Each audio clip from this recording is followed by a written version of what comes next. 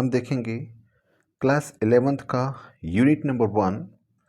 Unit number 1 का नाम है रसायन की कुछ मूलभूत अवधारणाएं। यह इस चैप्टर का वीडियो नंबर 2 है। आज इस चैप्टर में हम पढ़ेंगे पदार्थ का वर्गीकरण क्या है, अर्थात क्लासिफिकेशन ऑफ मैटर क्या है। इसमें हम देखेंगे कि पदार्थ जो रहते हैं वो उसे दो वर्गों में वर्गीकृत किया गया है। इसका पहला वर्गीकरण है भौतिक वर्गीकरण और दूसरा वर्गीकरण होता है रासायनिक वर्गीकरण। भौतिक वर्गीकरण के अंतर्गत हम जानेंगे कि इस आधार पर पदार्थ जो होते कितने प्रकार के होते हैं। तो भौतिक वर्गीकरण के आधार पर पदार्थ जो होते हैं वो 3 प्रकार के होते हैं। पहला ठोस, द्रव और गैस।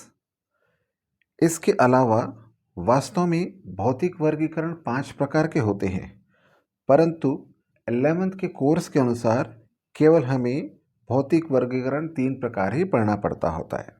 जैसे कि पहला है ठोस, जिसे अंग्रेजी में कहते हैं सॉलिड। दूसरा द्रव, जिसे अंग्रेजी में कहते हैं लिक्विड। और गैस, जिसे अंग्रेजी में कहते हैं गैस। इसके अलावा 2 और अवस्थाएं होती हैं, जिसमें से चौथी अवस्था को बोलते हैं प्लाज्मा अवस्था और 5वीं अवस्था होती है बोस की आइंस्टीन अवस्था। ये दोनों अवस्थाएं वर्तमान में अभी कोर्स में नहीं हैं, इसलिए केवल हम इन 3 अवस्थाओं के बारे में ही बात करते हैं। उसके अलावा हम देखेंगे पदार्थ का रासायनिक वर्गीकरण। इस आधार पर पदार्थ 2 प्रकार के होते हैं। पहला प्रकार कहलाता है शुद्ध पदार्थ, जिसे अंग्रेजी में कहते हैं प्योर सब्सटेंस। और दूसरा होता है मिश्रण, जिसे अंग्रेजी में कहा जाता है मिक्सचर। आइए अब हम बात करते हैं ठोस के विषय में। ठोस वस्तुओं के बारे में सभी जानते हैं। ठोस वस्तुएं कैसी होती हैं, तो एक बार अच्छे से इसका फिर से अध्ययन करेंगे। जो छोटी क्लासेस में अध्ययन किया वो तो होगा ही, इसके अलावा कुछ नई बातें भी पता चलेंगी। तो देखते हैं ठोस होता क्या है। ठोस वस्तुओं में कोई एक ठोस वस्तु की एग्जाम्पल दिमाग में रखिए। जैसे कि कल्पना कीजिए पत्थर, लकड़ी, इनमें से कोई एक एग्जाम्पल को दिमाग में रखिए और 2 बातों पर विचार कीजिए कि क्या लकड़ी या पत्थर में आकार होता है, उसका आकार निश्चित होता है।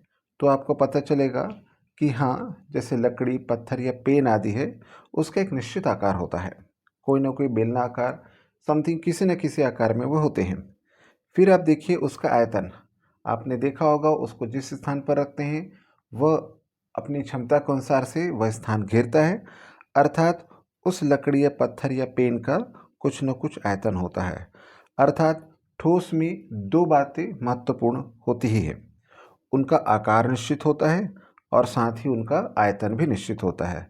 अर्थात ठोस को हम इस प्रकार से परिभाषित कर सकते हैं।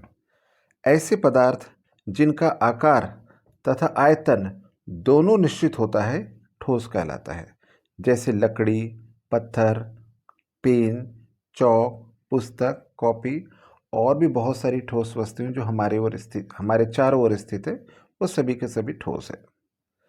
दूसरी बात हम करेंगे द्रव का। द्रव के विषय में भी इन्हीं दोनों बातों पर हम विचार करेंगे। जैसे कल्पना कीजिए द्रव यानी कि पानी। पानी के बारे में सोचिए, क्या पानी का आकार निश्चित या अनिश्चित होता है? तो आप पाएंगे कि पानी का जो आकार होता है वो अनिश्चित होता है। जैसे कि पानी को आपने ग्लास में डाल दिया तो वो लगभग शंकु जैसे आकार का हो जाता है। आपने किसी बड़े सी थाली में डाल दिया तो वो उस आकार का हो जाता है। कटोरी में डाल दिया तो वह कटोरी के आकार का हो जाता है।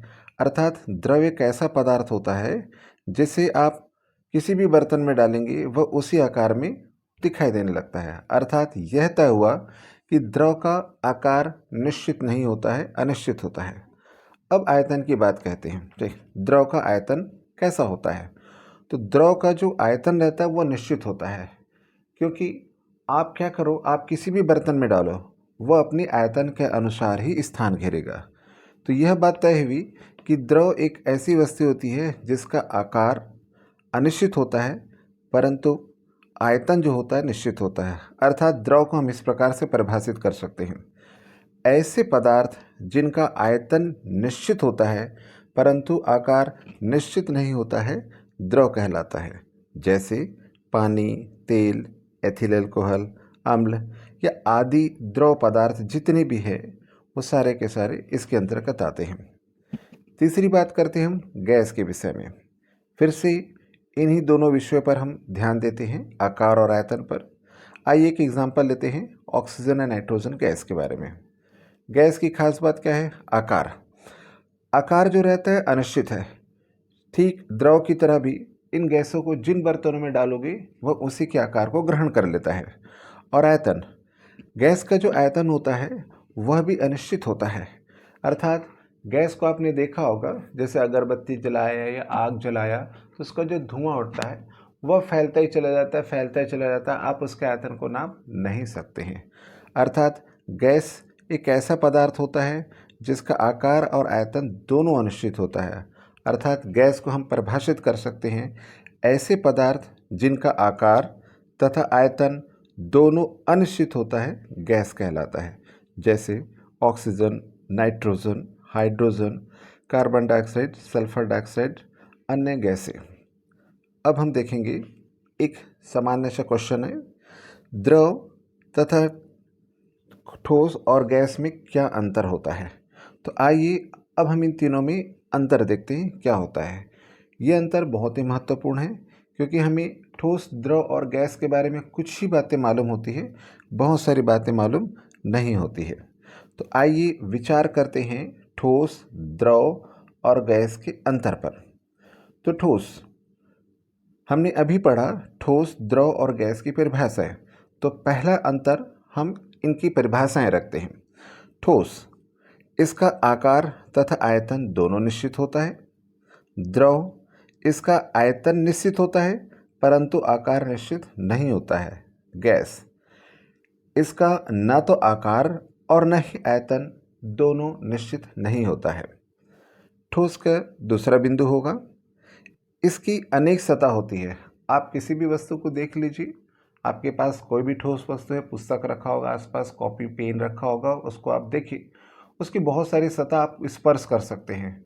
उनकी सतह की कोई निश्चित गिनती नहीं होती है। हर वस्तुओं की सतह, ठोस वस्तु की सतह अलग अलग होती है। तो हम कह सकते हैं ठोस वस्तु की अनेक सतह होती है। द्रव, द्रव के कल्पना कीजिए कि द्रव जैसे पानी किसी बाल्टी या बर्तन में रखा हुआ है, आप उसको स्पर्श कीजिए तो आपको पता चलेगा केवल ऊपर वाली सतह ही आपको महसूस होती है।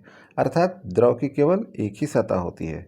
इसी प्रकार से गैस, गैस की सतह की, गैस का जो सतह है उसे आप स्पर्श नहीं कर सकते, महसूस भी नहीं कर सकते। अर्थात आप यूँ कह सकते हैं कि द्रव की कोई भी सतह नहीं होती है। इसका तीसरा बिंदु होगा ठोस। ठोस के जो अणु रहते हैं एक दूसरे के अत्यधिक पास पास होते हैं। इसी कारण से तो ठोस का आकार और आयतन दोनों निश्चित होता है और वो ठोस वस्तुएं कहलाती है। द्रव, इनके अणु भी पास पास होते हैं परंतु ठोस पदार्थ के अणुओं की अपेक्षा ये थोड़ा दूर दूर होते हैं। तीसरा है गैस, इसके अणु एक दूसरे से बहुत दूर दूर होते हैं। इसी कारण से तो इनका जो आयतन होता है वो अनिश्चित होता है, वो फैलते चले जाते हैं, फैलते चले जाते हैं और उनके अणुओं के मध्य में भी आकर्षण बन नहीं होता है। इस कारण से भी ये बहुत अधिक फैलते चले जाते हैं। अर्थात इनके अणु अधिक से अधिक एक दूसरे से दूर रहने का प्रयास करते हैं। आइए विचार करते चौथे बिंदु पर, ठोस। इनमें विसरण का गुण नहीं होता है ठोस में। अर्थात विसरण अर्थात फैलने का गुण। जैसे कि आपने देखा होगा गैस है, गैस को आपने फैलते हुए देखा होगा, पानी को ज़मीन में गिरा दिया वो फैलते हुए देखा होगा। ये जो फैलने का गुण है ना, उसे हम रसायन में क्या बोलते हैं? विसरण का गुण। तो जैसे ठोस वस्तु है, आप ठोस, जैसे पेन को आप ज़मीन में आपसे गिर गया तो क्या वो फैलता चला जाता है? तो आपने देखा होगा नहीं, वह नहीं फैलता है। इसका मतलब ठोस में विसरण का गुण नहीं होता। ठीक इसी प्रकार से जमीन में यदि पानी गिर जाए तो वह धीरे धीरे फैलने लगता है। अर्थात द्रव में विसरण का गुण होता है, लेकिन यह विसरण का गुण गैस की अपेक्षा कम होता है। तीसरी बात करते हैं गैस की। गैस में विसरण का गुण सबसे अधिक होता है। आपने देखा होगा जैसे आप आग जलाते हैं, अगरबत्ती जलाते हैं, किसी भी वस्तु को जलाते हैं तो उससे जब धुआं निकलता है तो बहुत ही तेज़ी से फैलने लग जाता है। अर्थात सबसे अधिक गैस में विसरण का गुण होता है। तो ये थे ठोस, द्रव और गैस में अंतर। आशा करते हैं कि ये सारी बातें आपको अच्छी तरह से समझ में आ गई होंगी। अब हम देखेंगे कि नेक्स्ट वीडियो में क्या होगा। नेक्स्ट वीडियो के अंतर्गत हम देखेंगे शुद्ध पदार्थ किसे कहते हैं, मिश्रण किसे कहते हैं, शुद्ध पदार्थ के जो प्रकार है और मिश्रण के जो प्रकार है उसके बारे में अध्ययन करेंगे। तो बच्चे जब भी आप पढ़ेंगे वीडियो से तो आप वीडियो में प्लेलिस्ट में जाकर के क्रम के अनुसार सीक्वेंस के अनुसार से पढ़ेंगे।